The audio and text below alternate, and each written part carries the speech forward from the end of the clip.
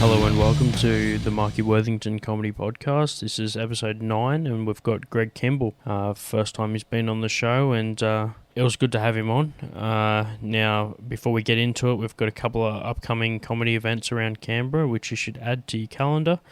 So if you're listening to this straight away, remember we've got Irish Club tomorrow, so that's Irish Club from 8 p.m. on the 7th of January. At the end of this week, on Friday the 10th, we've got the open mic at the Front in Lyneham, starting from 8 p.m. Last but not least, for the bracket of upcoming open mics in Canberra, we've also got the Basement in Belconnen, which is the room that I run, and also where this episode was recorded on Tuesday, the 21st of January. Looking forward to that one, first Basement open mic of the year. And then finally, as part of the comedy events around Canberra, we've got on Friday, the 24th of January, from 7:30 at Smith's Alternative, Three Blind Men's comedy feature of Got Beef, so check that one out as well. Be a good one to go to, and that's it for the upcoming open mics. And then finally you've got the Three Blind Men towards the end of the month on the 24th, so make sure you go and check those guys out.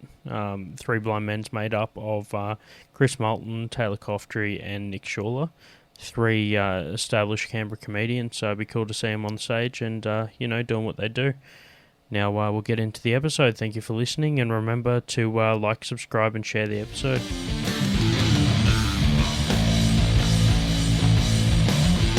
Kicking off the new year with our first guest, Greg Kimball. Hey Marky, how you going, mate? Hey, good to have you here, man. First guest for the year, 2020.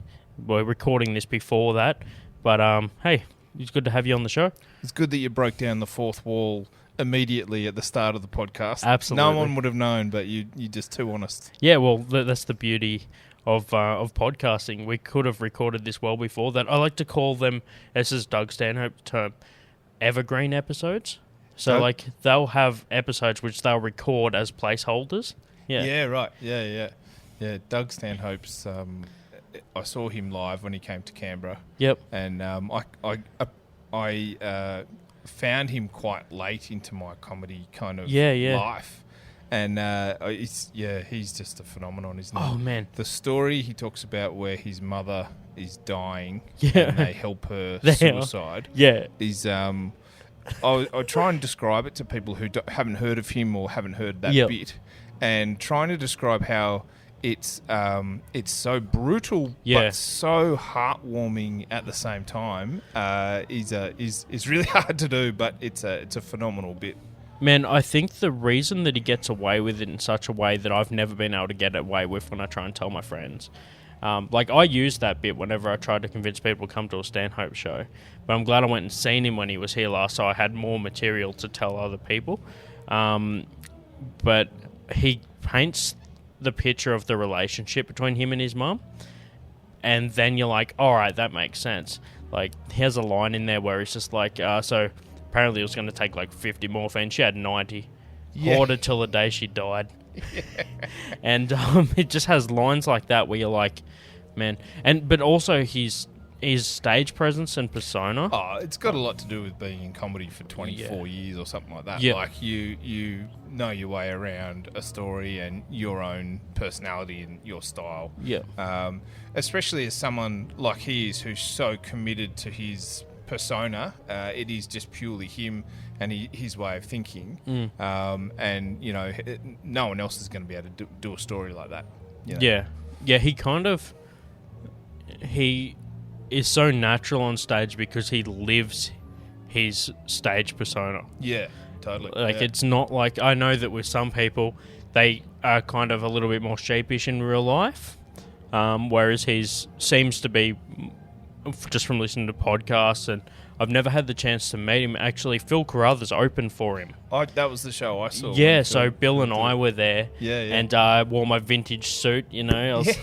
I had to take something there that he could sign if I seen him at a drop of a hat. Yep. Because I just didn't want to take up any of his time more than I needed to, just to him to scribble on something.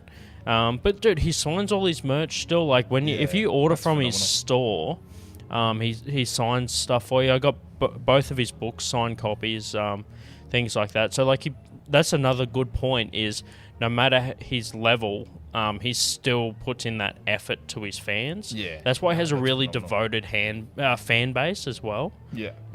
But yeah. So that's a Stanhope term, and then we just go into a whole fanboy about Stanhope. Yeah. So we just hijacked the intro of your podcast. Yeah, no, man, but it's good to have you on. I think in the early days of me starting this up, I did actually have words with you, I think, at Phoenix, which has since shut down, about, potentially being on the show. So it's good to see it finally, come into... Yeah, man. No, look, I'm always happy to do things like this. It's good fun, even just sitting down shooting the shit. Yeah, and you said that you've been on podcasts before with A Beer and a Shot, which is another Canberra comedy podcast. Yeah, Shot and a Beer. Shot and a Beer, that's right, yeah, the Bensley brothers. I think they're still around. They haven't been doing any more podcasts recently. Yep. Andrew's in Sydney and Danny's down in Melbourne. But yep. But they're still floating around doing stuff, those boys. And their podcasts, they also did as a live show. Yeah. And I was on that a few times. Yeah, right. What would that usually be?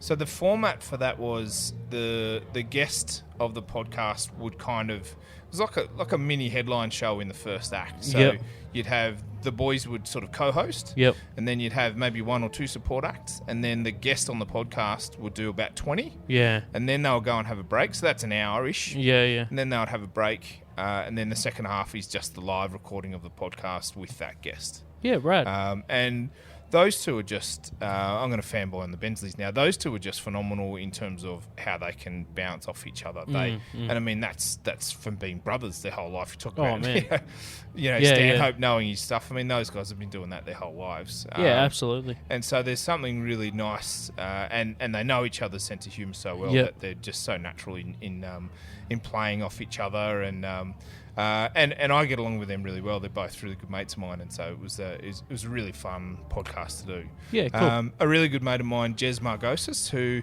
is still doing comedy, but he's actually a fight MC. He's a mixed martial arts fight MC. Going down the Joe Rogan route. Yeah, and he does jiu-jitsu and stuff himself. But he does a lot of I think he's done a couple of UFC sort of prelims and things like that. And when he was doing more stand-up, used to have a podcast as well, and so I did a fair few of those. Oh, cool! So that was good fun as well. Yeah, right.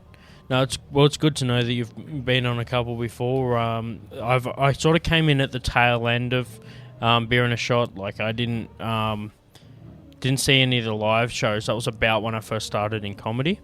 Yeah. But I've caught both Danny and Drew. Yep. Sorry.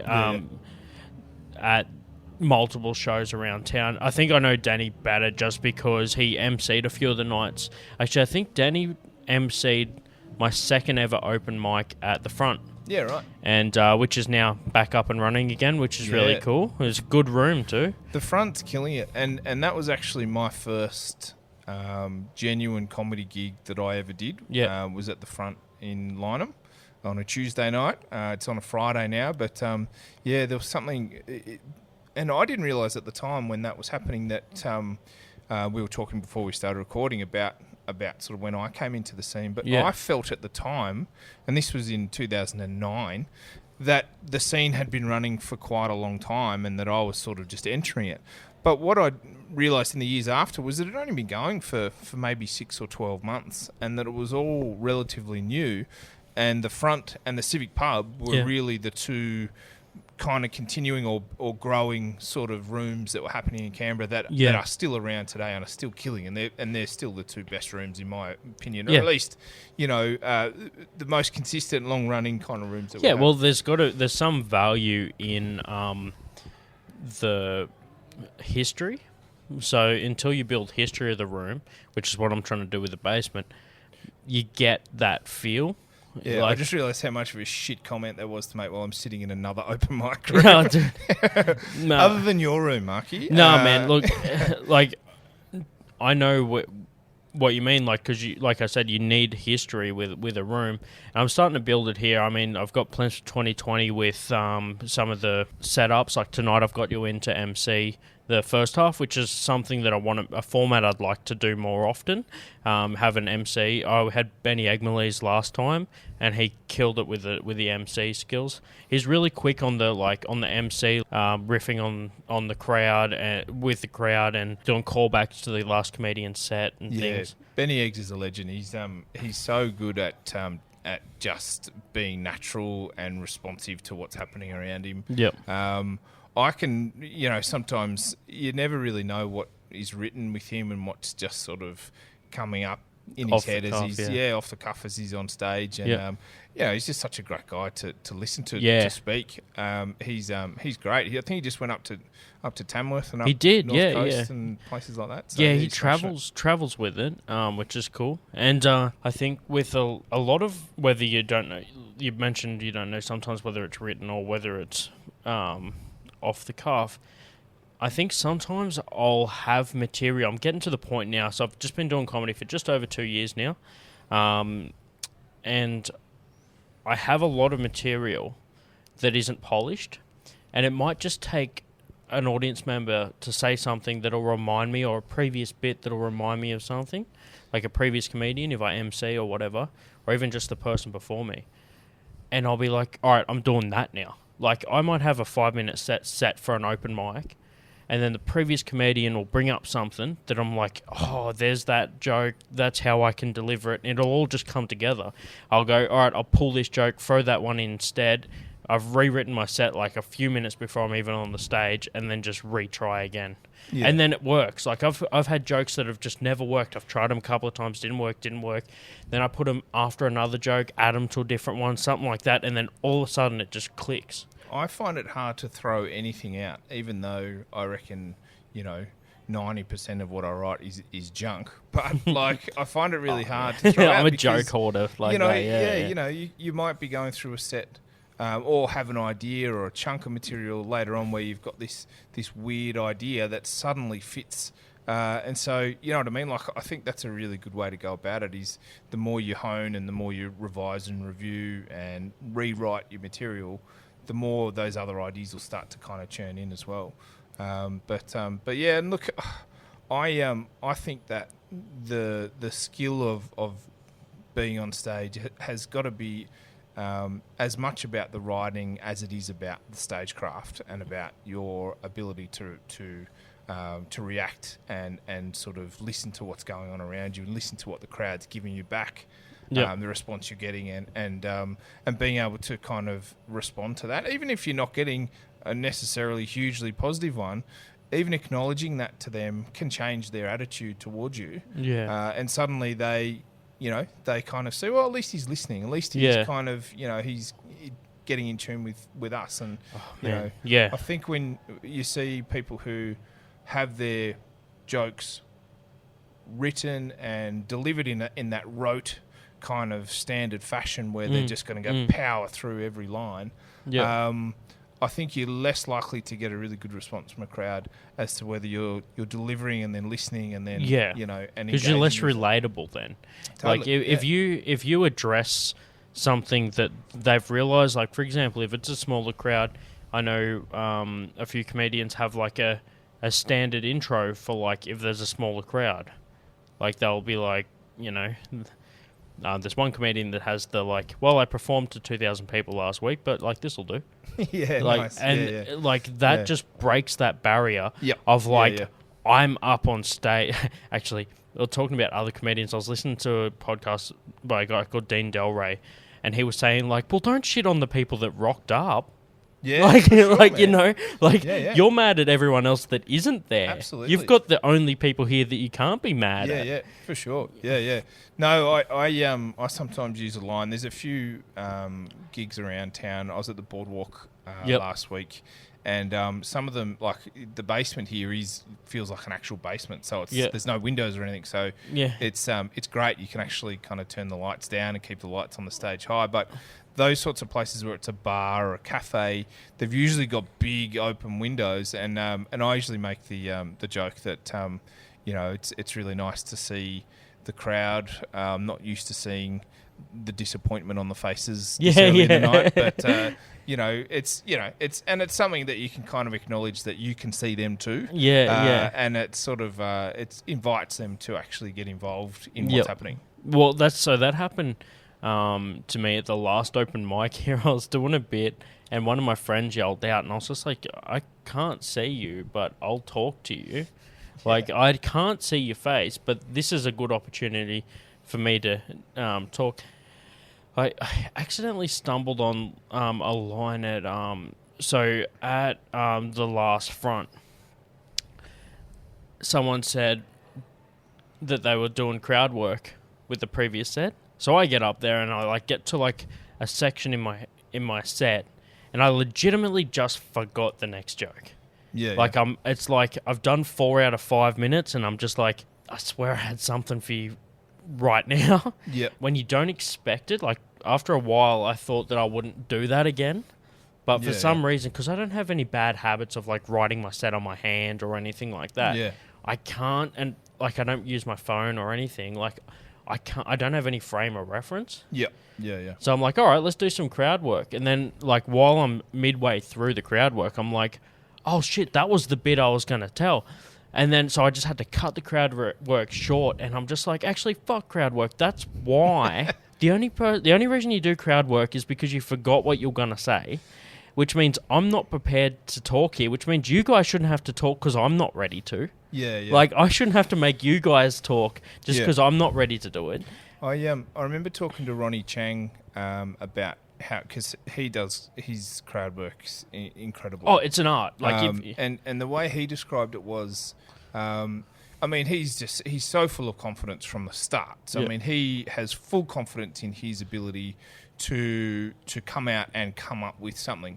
But what he one of the reasons he has that confidence is that what he said is that he knows he's about to say something funny. He knows that in the next minute he's going to drop a punchline and everyone's going to laugh their ass off. So he's sort of not worried about not getting a laugh. So he's going to just go down this little rabbit hole and see what happens. And then if it makes something, great, he's got another laugh. If it continues, if he's able to build on it, great. But when he feels like it's run its course, then he just goes into the bit that he was about to. And it's a really good way to do it, and I think I wouldn't say crowd work's one of my, it's not one of my sort of strongest points. I think people like Tom Gibson is phenomenal in the Canberra scene in terms of great crowd work. I saw him at the Club Sandwich in Tuggeranong, which is a great room, and another room where I did one of my first gigs. Chris Ryan's running that now. And they just had some tech issues. They just, for whatever reason, the mic wasn't working. I'm sure they've fixed all that now. I probably shouldn't shit-can other rooms in terms of their technical quality. Sometimes people just knock it around. The person before you slaps it up. Happened. Tom just kept coming up with jokes that he was just filling in and just kept finding another punchline and another punchline and another punchline. You could see he was getting frustrated with wanting to do the shit that he'd come here to do. But he was just able to keep the crowd going and then making a joke out of that situation, making a joke out of his own frustration, and that was a real skill. I think, it's just one of those things, the ability to make a connection between or about something that's happening at the time is something that shows real kind of craft. Dude, I had some mic issues here one week, and one of the guys, I've only ever seen him at Irish Club, and he came here. Dude can sing country music, like Elvis and stuff as well, just mixes it up. And I was just like, can you test the mic? He just started singing. Until I got the mic working. So I was like, dude, I'm going to, that's a good intro to a show. Just the dude comes up, starts singing a song, the mic fades in. So was he a comic? He's it just goes by his stage name Tony, but I don't think he just tells pub jokes, man. He just comes up, tells pub jokes, just actually does quite good with his I've seen him a couple of times both here and down at Irish Club, and just He sits back, usually goes up within the last 3 comedians, and he's happy to chill and do that one. Yeah, but yeah, it just started singing, man. It's just like, because this is a dynamic that I heard about. That was more of like a 70s thing. But comedy and music used to be heavily linked. A lot of the time, comedians would open for a rock band. And that's that whole, like, prior era. Like, even Robin Williams did it as well. Like, it was all that... The rock and roll and the comedy scene was in LA was just, like, meshed together. And, I've been asked to MC a gig. I've done that once, and I have to say it was probably one of the worst gigs that I've ever done in my life. I'll tell you the story. So, and I'll give my mate's band a bit of a shout out. It's a Canberra band called Lavers, and Dom Lavers and his brother Seb. I can't remember the other dudes' names. They might have changed by now anyway. And I used to work with Dom. He's a great mate of mine, and they're fantastic blokes, and they make really good music. Anyway, they had this idea. They said, "Oh, look, they were doing a gig at the ANU refectory, and they said, do you want to MC?" And I was, yeah, sure. Whatever, a gig's a gig. And the thing was, they wanted me to open up, so at the beginning, and then they wanted me to introduce. There was 2 support bands, so they wanted me to do before the first support band, in between them, introduce the second support band, and then in between them and bring on the main act. And so, as with most sort of headline gigs, 95% of the people are there for the headline act, right? So no one is literally going to be in the band room for the first act. And so I didn't even get on stage. They just got on stage and started playing. They were like, "Look, we're running late. We're going to play. Yeah, let's just do it." Yeah.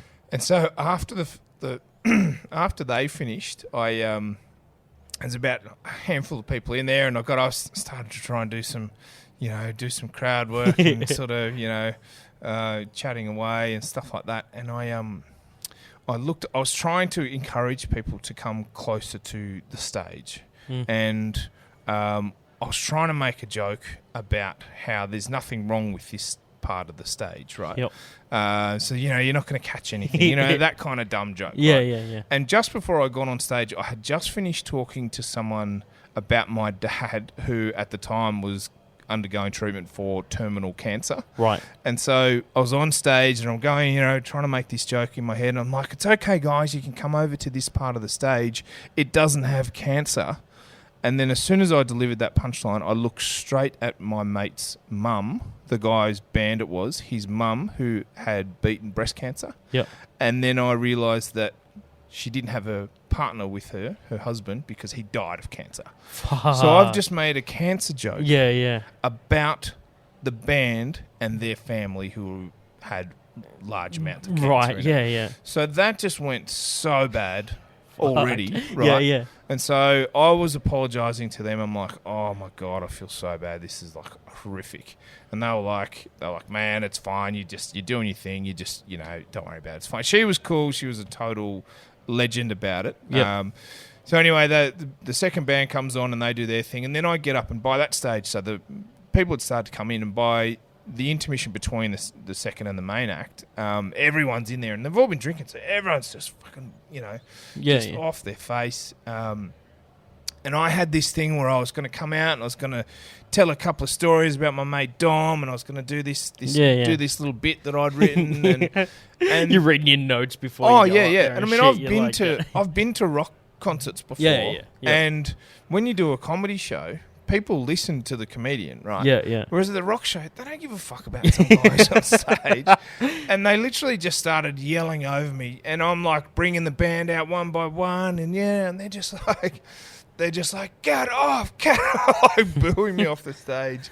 Someone chucked a beer at me, and a beer hit me, and I like flicked it back, and it's hit some chick in the face. And then it's just like, in the end, I'm just like, "Oh fuck, like, I've just got to go." And so I got off stage. Blues Brothers shit. Yeah, literally, like they just hated me. And then they did their thing. And one thing that I'd said to them before is, I said to Dom, I've got this big, stupid green, like a green sort of onesie suit, a frog suit, and I wore it to a Christmas party years back. And I said, "Oh, maybe I can like jump in the frog suit and dance around on stage with you guys." And he asked the band, and they were like, yeah, whatever, like, that's fine. Like, and after having bombed so hard, I was like, I don't know whether I should. I don't know. This is like a dumb. I don't, And then one of the roadies is just like, "No, man, fuck it, just do it." And I'm like, all right, I will. So I jump around on stage, and I don't even know if people knew it was me or not. And then I was tempted to like jump out into the crowd and like crowd surf, but I just thought everyone would just get out of the way. And it'd be like School of Rock. Yeah. And so I went down into the crowd, and I was running around in the crowd, like dancing in the mosh and stuff like that. Yeah. And people still just hated me. Like I was just getting couldn't. Yeah, I was just copping elbows and just getting hooked from behind and stuff like that. But I was just trying to stay in character. Like I was just trying to be this sort of life of the party kind of dude. Yeah. And but it's the same when you're on stage. But when you're doing any kind of a bit or a character or whatever, you just sort of get swept up in it. And I was just trying to embrace the crowd and being that guy in the crowd. And at some point, and I'm not proud of this, I went past this woman, and I think I pinched her on the bum, or I slapped her on the bum, which is off. Like I feel really bad about it now, and it was a shit thing to do. But I didn't remember doing it. Like at the time, I was sort of like whatever. Yeah. Anyway, Monday morning comes, and I see Dom at work, and he goes, and I go, "Hey, mate, when's our next gig? When are we doing this again?" And he's like, thanks for doing it, man. Yeah, it was, It's so non-committal, absolutely non-committal about me ever having anything to do with their band ever again. And then I was like, oh, look, but the frog suit seemed to go okay, didn't it? And he goes, look, most people didn't mind that, but there was one lady who got really mad, and she said the guy in the frog suit like slapped her on the ass, and her husband was going to punch me out. Like, she said that if I hadn't kept walking, that would have been like the end she of it. was going to, like he had started, and he was going to grab me and fucking knock me out. Shit. And I just was like, oh God. So I made a cancer joke about the guy's band, the guy in the band's mum. I get booed off stage and accused of sexual harassment. I think that's an all-time bad gig. Dude, that's 3 for 3. Man. I don't think... when I say accused, like I was quite guilty. Yeah. But no, that was the only time I've ever done the comedian at a band. Yeah. It's just rough, man. Dude, I always look at people that take a guitar on stage. Yeah. And I'm like, you're lucky with the fact that you have something to fill the noise when there's nothing. Yeah. Like, if I say a joke that doesn't hit, I have to bathe in the silence. Whereas if I've got a guitar, I can just strum at that motherfucker until people don't hear the laughter. Similar to what you were talking about before with when you forgot your place and so you decided to do crowd work as a filler, which I meant to say before is the best thing you could have done. Yeah. The worst thing you could have done is gone, oh, fuck, I forgot what I was going to say. What am I going to say? Like, you just got to take a breath and just look around and just pretend like you're just having a breather. Yeah. And then if you still can't get it, you go in to ask a question, whatever. But the other thing is... being able to sit in silence is one of the things that I am in absolute awe with some comedians. I reckon Anthony Tomic is really good at that. He just always seems so cool. Yep. He never seems to be flustered or in trouble with where he's at in his head. And it's just one of those things that if you're able to exude a level of calm on stage and control of your own kind of emotions, I think it instills a bit of confidence in the crowd, and they go, "Okay, this guy knows what he's doing. He's not fast. He's pretty nonplussed. It's all sweet." Yeah. So I think that's a real thing that I have to continually remind myself of as well. Is that you don't necessarily have to have constant laughter. It's nice, but I mean, if there's periods where you just need to kind of take a beat, then that's all right. Like I have to kind of, it's okay. This isn't going downhill. And then kind of getting into your next bit. Yeah. So I don't think there's anything. I think it's really natural for there to be gaps of quiet. You just don't want it to be too long. Yeah. Yep. Yeah, dude. Like it sometimes happens with, like, I know Taylor Cofter is good at that, and in fact, some of his jokes rely on silence to build up to a punch. James McMahon. James McMahon has and I've seen him do comedy since he was 16 years old. I don't know how old he's now, 22, 23, something like that. Yeah. Still young. And it's still going. And as a 16, 17-year-old, had this confidence and this really absurd shit that he would do as well. Yeah. But had this ability to just sit and live in that silence and be absolutely unfazed by it. He was really... I've admired that about what he's done. Yeah. Like the whole time he's ever been doing comedy. Yeah. Yeah, I'm so much of a psycho. I just need constant validation. And if I don't get it, it's everyone else's fault aside from mine. And yeah, it's funny, man. I remember seeing an open mic in Sydney. This is way before I did comedy, so it must have been 20 years ago now. But I was interested in it at the time, so I used to go to a fair few mics and different things around the place. And there was a dude who came out, and he did his first couple of jokes, and there was a lady who was in the crowd, and she had some people with her, and the dude didn't know that she was actually getting up later. But she was drinking, she was obviously trying to get her confidence up, and she was a really loud laugher. Now, this dude drops his first couple of jokes and she laughs really loud. It's a decent joke, right? And he's like, "What's with your laugh, lady?" And she's like, "What do you mean?" He's like, "Oh, what do you laugh so loud?" And she was like, "Oh, sorry, I thought it was stand-up comedy," which is a pretty good line. That's good. And she got a massive laugh from that, yeah. You know? And then he was like, "Oh, well, just don't do it so loud." So you've just told your audience at a comedy show not to laugh loud. Like, what kind of fucking idiot are you? Yeah. And then they went, all right, and everyone just didn't laugh. For the rest of his set, dude, they just gave him it's fucking so nothing. funny how quickly a crowd can turn on you. Yeah, and they did. They just turned on him.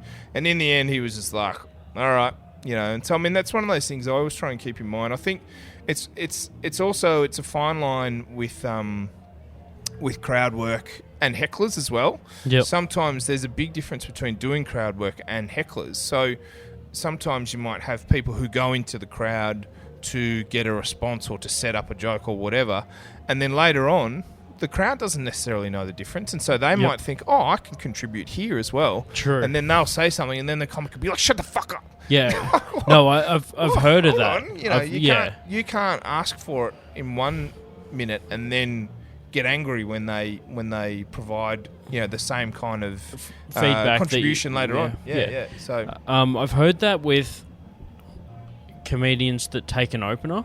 Yeah. So the opener might invite the crowd to be involved, and then the headliner just has to deal with people wanting to talk the whole time to him. Yeah. It's the same with open mics, man. If you get an MC that does a bit of crowd work and then he brings you up, it's just like, fucking thanks, dude. I didn't want these people talking to me. Yeah. But that's why I like mixing up the MC. Yeah. Because it makes you work in different conditions. Yeah. You can't just go into the same safe space every time, because even that's not going to be funny after a while. Yeah. So you could... If I got up and did a killer set and then went back the next week and did the same set, same venue, maybe even mostly the same crowd, it's not going to hit the same. Even if it's a different crowd, no two people the same, it could still not hit as good. Probably won't hit as good, because do you know why? The first time, you didn't expect it to kill. The second time, you expected it to, and now it's done. Have you ever seen someone that just nails a joke and it gets down pat, and then you can see when they get sick of doing it because they stop getting as many laughs for it? I've done it myself. They don't deliver it with the same kind of passion or exactly, conviction. Because I did this joke one time, so I won't tell a whole joke, it's just a tag at the end of one. So I'll sometimes be telling a joke and I'll chuckle midway through it. I'm like, "Oh, sorry, I haven't heard this one either." Yeah, it's a nice line. I'll be doing it for the first time on stage, and I'm writing it sometimes as I'm saying it. Yeah. I'll go up with a skeleton of how I want, set up, punch. Yeah. But then there'll be set up, someone says something, address that, think of something else, say that, and then before you know it, you're set up, tangent punch. Yeah. Just like your buddy was saying, like with the crowd work. Yeah. But yeah, I've got some more stories about like traveling and doing comedy around the place. I'm going to split this episode in 2 halves. We've been talking that long already. Yeah. So I can't edit for more than half an hour. So I'm going to cut this now, and then we'll come back and do the second part after this one. And for you guys, it's going to feel like a few weeks. So sick. All right. Thanks for listening to the first part. Make sure you tune into the second part coming soon. Make sure you like, subscribe, and share. Comment and rate the podcast. Thank you.